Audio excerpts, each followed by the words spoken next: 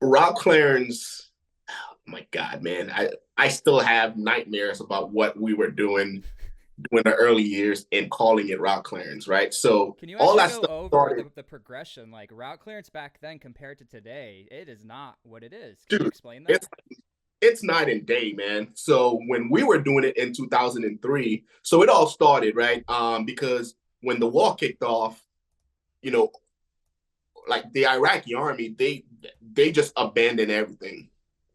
So we had like this ASP that they technically house all their munitions, and there was nobody guarding it. So the bad dudes would go in there, grab these shells, and they would just rig whatever they can out of it, and that was their IED. So once that started happening, as engineers, they were like, "Hey, you guys know how to deal with explosives. Like, go, drive down this road and see if there's anything that looks, like out of the norm." So we would literally so we had these Humvees, these soft shell Humvees, and we went to the welder and we were like, "Hey, could you put some iron on this stuff?"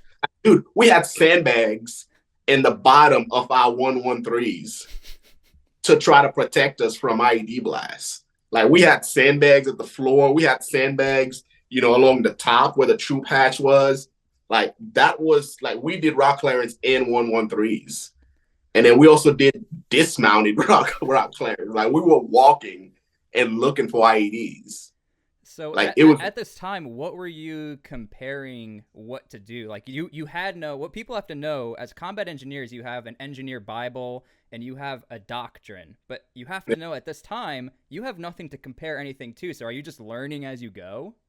dude, we were learning as we went Yeah. because you think at that point there was no EOCA. We didn't have any of that.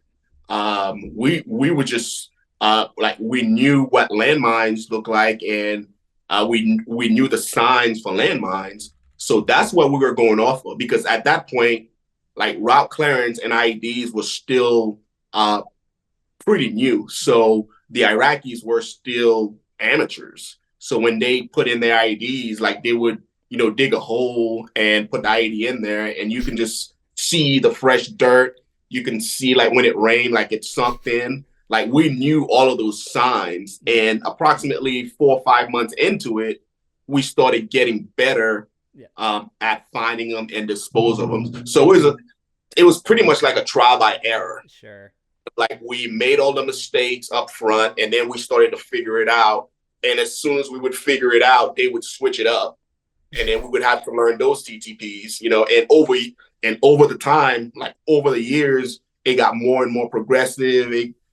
Then it became covert IEDs, it became EFPs. Yeah. Like none of that stuff was a thing back when I was deploying. So what you learned in basic training, did a lot of that stick with you too much, or it was like, hey, this is a new war for combat engineers. We need to figure it out, or can Oh, you? dude, it was completely new because what we learned in basic training was um, landmines. It Yeah. was all around landmines, like between the MICLIC and all of that. Like it was how to clear a minefield. It wasn't about how to, find and dispose of IEDs. Right. And that's how EOCA and all these other courses came about because we started to figure it out. Like, hey, we need more. Like we need, a school that teaches 21 Bravos or 12 Bravos how to find and dispose of IEDs, because at that point we were just out there figuring it out. And then, of course, vehicles started getting more and more advanced with the RG-31s, the Buffaloes, is it the Caterpillar? Like a bunch of the different vehicles.